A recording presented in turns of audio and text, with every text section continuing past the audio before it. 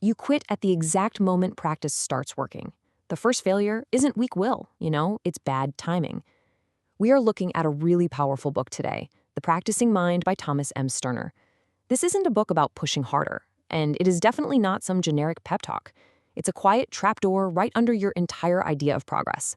Thomas M. Sterner wrote it from the world of practice, knowing instruments, music, tuning, and the slow, unseen work behind a clean sound. Upgo Wise begins here, because most people actually do not lack discipline. They just lack a sane place to put their attention. We've all been trained to think that quitting is a sign you just didn't want it badly enough. But often, it's the exact opposite. The exact moment the work stops being a fantasy and becomes real, plain contact with the present moment, we panic. We aren't actually fleeing the work itself. We're fleeing a really bad bargain we've made with proof. Picture yourself learning the piano. One hand stumbles, one note rings dull, your chest tightens up. You start looking for proof. You want the song, not the strike. So what do? You rush the strike, and then the song just gets farther away. The mind calls that impatience, but this book calls it misplaced identity. You have been treating practice as a hallway. You think the prize is waiting at the far door, and until you get there, you just feel behind. You feel unpaid. You abandon the craft not because it's boring, but because the future keeps heckling the present. And we hear this voice in our own heads. I will trust myself when I can see faster proof. I wish this weren't true, but look at what happens when we follow this logic. That statement sounds fair, right?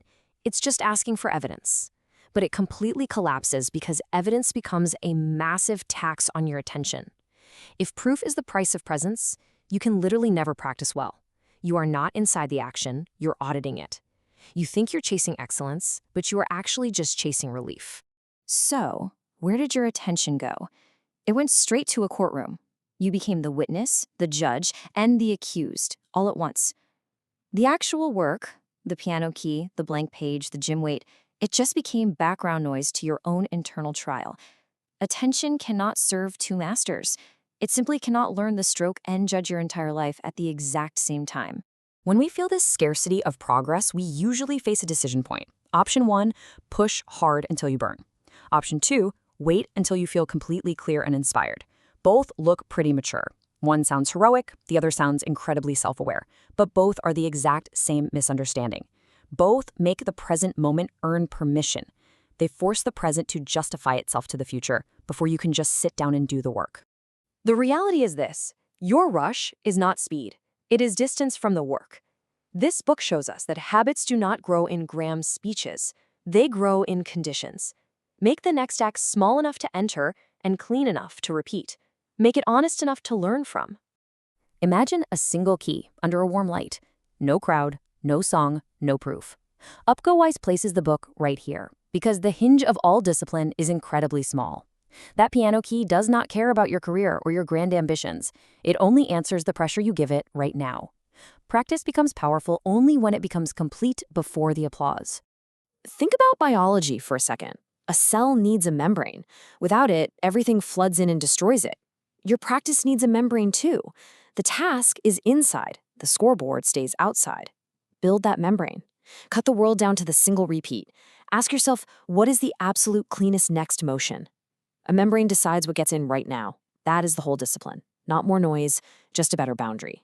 The old model, the product mind, says the goal should judge and motivate every single second. But the practicing mind says the goal should just orient the second, kind of like a compass, and then step back. Think of cooking rice. You do not lift the lid every few breaths to demand the rice cook faster. You set the heat, respect the time, and let the process work without your panic becoming a tool.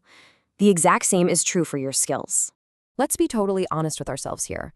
Most people do not fear work. They fear work that refuses to flatter them. Small practice removes the fantasy. It leaves pure contact. Contact makes excuses harder, sure, but it also makes actual growth possible. You can repair what you feel. You can repeat what you name. You can refine what you stop defending.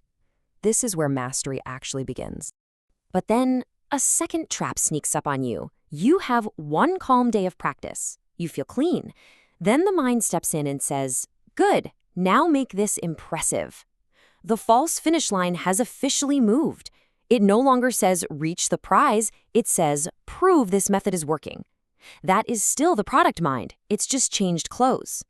So we hit another fork in the road. Option 1, turn the practice into an unbreakable streak. Option 2, reject structure completely and call that freedom. Again, both sound wise. The streak promises pride. The rejection promises ease. But both are the exact same misunderstanding. Both make the self the audience. Practice is not a performance of devotion. It is the simple act of returning without drama. We tend to judge way too early. Judgment often reveals the bread while the dough is still rising. Practice needs feedback, not verdicts. Feedback asks, what changed? A verdict asks, what am I worth?